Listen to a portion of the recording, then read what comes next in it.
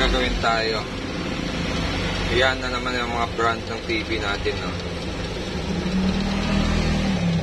Parang siomai lang. 32 inches. Ang sabi ng may-ari nito ay may pumuputok daw sa loob pag sinasaksak.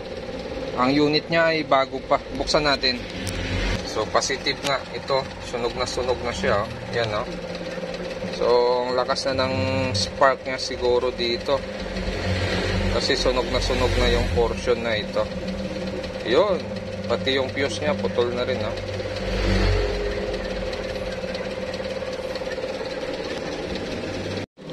So ito na, tinanggal na natin yung board. So gagawin natin dito, lilinisin lang natin to, tapos papalitan natin yung socket, tapos remove natin to. Titingnan natin kung yung circuit natin ay okay pa. Okay, so yan na, nalinisan natin siya, natanggal na natin yung coil dito, ayos naman yung coil natin. Itong kapasitor natin, maayos naman ito. Ito kahit wala na, okay lang. Pero kabit pa rin natin kasi buo naman siya. Tapos yung fuse natin, putol talaga yung paa. Papalitan na lang natin yung fuse. Tapos yung malala na naging problema niya ay yung circuit sa input ng ating AC cord. Yan, no, sunog. So pag ganito, sunog yung board dyan, hindi nyo pwedeng pabayaan yung sunog na yan. Kailangan lahat ng sunog dyan ay tatanggalin lahat yan.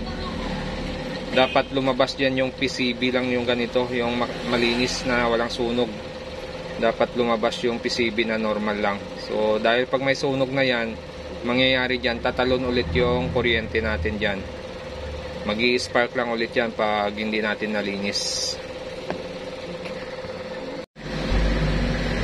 Okay, so ito na, na-repair na natin siya, nalinis na rin natin yung board niya. So yung fuse niya, ito pa rin yung fuse niya. Ang pinalitan lang natin dito yung pinakasakit nito dahil sira na. Tapos yung capacitor dito ay okay naman, buo pa ito. Tapos yung coil na yon, buo din yun. Okay, so testing natin, tingnan natin kung mayroon na tayong masukat na supply. Ito. So mayroon na siya, 10.5. Okay, so buo na.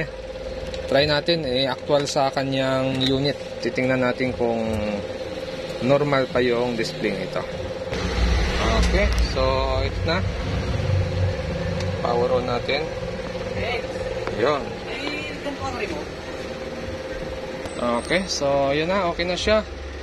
Bali yun talaga lang problema niya. Yung pinaka AC input socket natin ay nagkaroon ng pumido yung pinaka pin niya sa ilalim, kaya nag-spark at nasunog yung board. So nung nilinis natin at inayos natin yon ay nag-okay na siya.